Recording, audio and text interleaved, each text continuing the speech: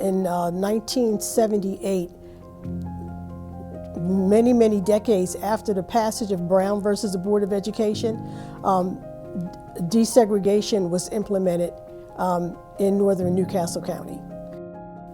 So the 9-3 busing plan was implemented, and it was a northern Newcastle County school district. It was one big school district with 11 areas, and the plan required suburban children to come into Wilmington for 3 years and for City of Wilmington children to go into the suburbs for 9 years. For some, the goal was to have equitable resources so that there was excellence in Wilmington schools and excellent teachers, but they were under-resourced.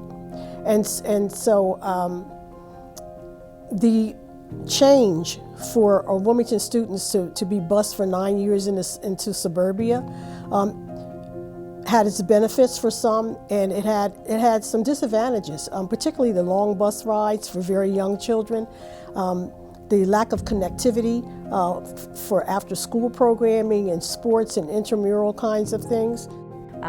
So looking at the concentration, the racial concentrations that we had, particularly in the city, and the resources that did not come with having a concentration of Black Wilmingtonians in schools. Obviously, there were good things about that era. There were things that were lacking, and the court ultimately thought the best path to take would be something that was happening all over the country at the time, which was to ensure that we had a socioeconomic mix, a racial mix in our schools. And they did that by taking Wilmington and kind of cutting it into 4 pie pieces, which would be shared across the suburbs of northern Newcastle County. The division of Wilmington students into 4 separate districts has had a litany of challenges for a very long time. And over time, we've seen other, I would argue, more impactful policy changes, really that were in response probably to some of people's concerns from the moment that happened.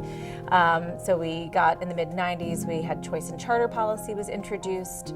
So we have charter schools now, we have universal choice, and then the Neighborhood Schools Act, which made it so that we could no longer assign elementary school students more than 5 miles away from their home. So we had these sort of piling on public policies that were happening through like the late 80s into the mid-90s, early 2000s, and what you ended up getting was really kind of an undermining of why we divided into different parts in the first place. So people were allowed to make different choices, and the mixing of students began to deteriorate, for lack of a better term.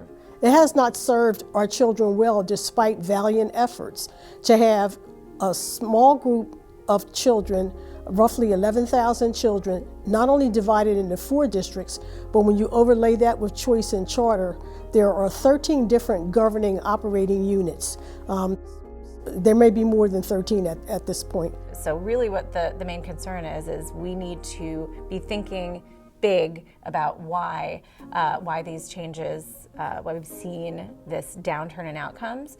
And the conclusion I think we've drawn is that there is reason to, I don't know if blame is the right word, but there's reason to re-examine the governance structures that we have allowed to stay in place for so long, and the ways that that's inhibiting better outcomes. We know, particularly in the city of Wilmington, that students are, really subject to a very fragmented system of governance. You can move a couple of blocks and be in a new district that has a whole new set of policies for special education and discipline, and oftentimes this is something that's happening to our most mobile families, who are our most vulnerable families, low income, whatever it might be, who have the least capacity, maybe in the first place to really get engaged with that local school and district, but they're having to do that over and over and over again, and who they are able to communicate with to make changes or better understand what's going on. Again, it's fragmented. You've got 4 different districts to speak to try to create something coherent for Wilmington. It just doesn't make sense anymore. So what I'm trying to describe is piling on for almost 60 years instead of creating a system and seeing the impact and the benefits of a system in terms of learning, personal success of the students. Not that there are not bright spots, let's be clear about that. But the majority of our students in the city of Wilmington are struggling, and they're struggling. And the teachers are struggling. The system is struggling.